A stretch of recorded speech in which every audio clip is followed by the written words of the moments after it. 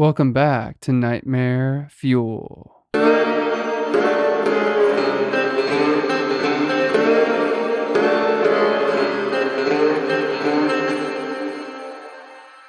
Growing up, I always had plenty of books to read. Now, my family and I lived in a modified schoolhouse from a long time ago, so my house always had a creaky, creepy feel to it. It used to be two classrooms, one upstairs and one downstairs. The lower floor became the primary classroom after leaks had ruined the upper floor, but renovations made it a house today. Probably why a lot of kids never wanted to come over. Being an only child was, as you can guess, quite boring. Most of you who were only children will know what I mean. I could always go out and get friends, but I just wasn't very good at talking. So my parents thought that books would be a good way for me to kill my time. I was only about 6 when they brought me a whole bunch of books from my childhood. They were those cheap paperback kind that you see at the bottom shelf of most bookstores, with bright illustrations of kids riding bikes or dragons and having adventures with their friends while finding lost treasures. There were so many, I wasn't able to finish all of them. In our basement, we had a row of wooden cabinets below a countertop against the wall. In one of these cabinets is where I kept my vast collection of books at. I was able to read them after school every day, and still, they took my 6-year-old mind a while to go through. Nevertheless, I loved it with a passion anyway.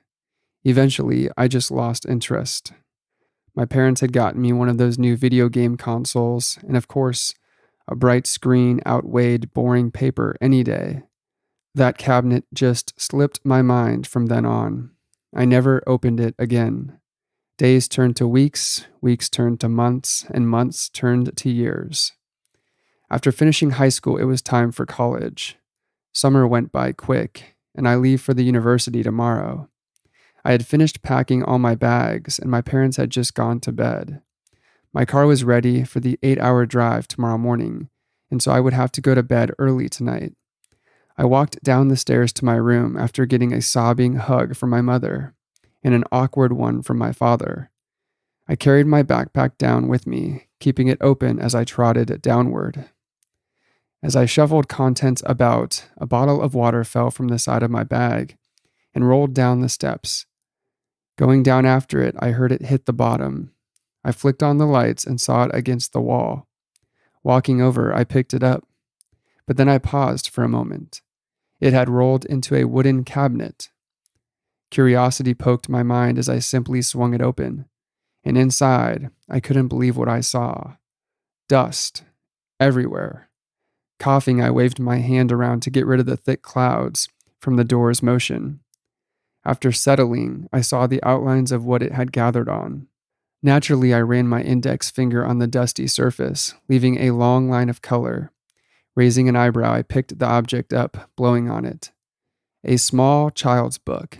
It had a picture of a very young girl making cookies, and above her head, the words read, "Cindy's Big Bake." On the corner, black marker had the name Jason Klein written. My name. Flipping through the pages, memories gushed back. These were my books I had so long ago. I read through them quickly, seeing as how most were only just 20 pages. After a while, I began to read more and more books that I didn't even remember. Of course, there were a lot. There was no way I could read them all. Within half an hour, they were almost all gone. Then, there was one book left on the shelf. Pulling it off, I read the title, Correct Classroom Behavior. My name wasn't on this one, and judging by its yellowing pages, this must have been in this cabinet before my family even moved in here. Opening it slowly, I began to read the book.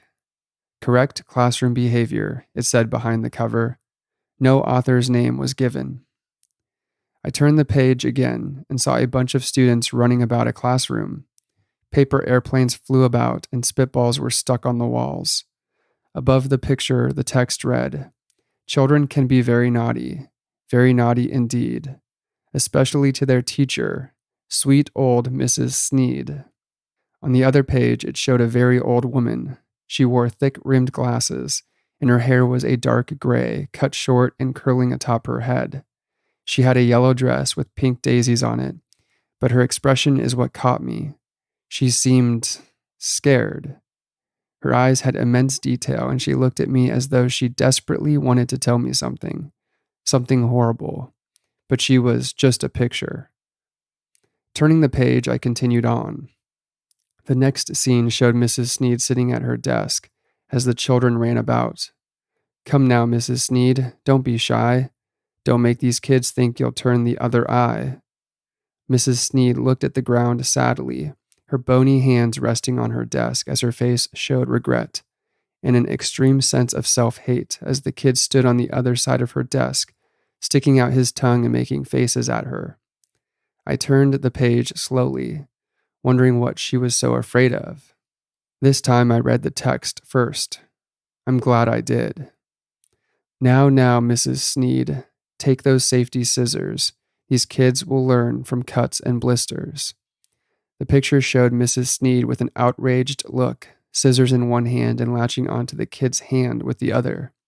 The child screamed and cried as Mrs. Sneed cut the webbing of his fingers, her teeth bared in anger as she did so. My mouth opened slightly and blinked, taking in the page before me. It was a disturbing read, yes, but it was still just a book. I turned the page again. "Great job, Mrs. Sneed. You're a teaching prodigy. Now isn't it time you teach them biology?"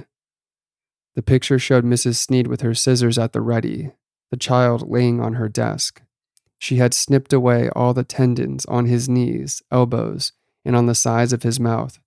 She was now snipping his stomach open, showing his intestines to the class.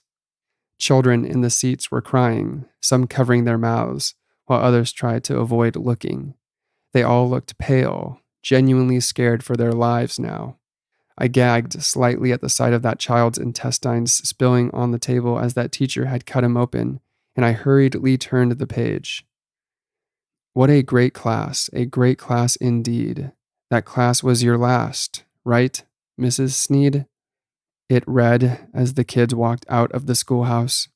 Some had blood on the bottom of their legs, and they all still looked extremely pale. Some were hugging each other as they walked, sobbing and trying to breathe by using each other's support. In the doorway, Mrs. Sneed stood, her face void of emotion as she watched the children leave, her dress splattered with blood. I turned the page again, feeling it was the last one. It wasn't a page. The last part of the book was a photograph, one of a classroom. Chairs and tables were flipped over. The walls had rot on them. Paper decorations were torn and peeling all over the walls. But that isn't what caught me. In the center, a woman with leathery brown skin, dry and cracking on her body. Her hair hung in very few and loose patches on her peeling head. Her lips had dried up and her blotchy yellow teeth were bared directly at me. Her empty eye sockets carried a never-ending stare as her eyes had rotted and fallen out long ago. She wore a beat-up yellow dress, dried red blood all over it, a few pink daisies here and there, and around her neck was a rope, which suspended her from the ceiling. In marker at the bottom, a few words were written. "Thanks, Mrs. Sneed. Your work is done. We learned a lot, and sure had fun." I closed the book and stood up, turning around slowly. I recognized my basement. I mean, I always knew what it was. Of course it was my basement. But now I knew what it really was. It was the classroom from the book. Walking slowly, I took it all in. All the school things were gone, and just a bunch of junk was stored here. But a woman didn't really hang herself down here, right? Lost in thought, I didn't see where I was going, and I tripped. My glasses fell off, and I mumbled, feeling around for them. My hand touched something that felt like glasses, and I stood up, adjusting them.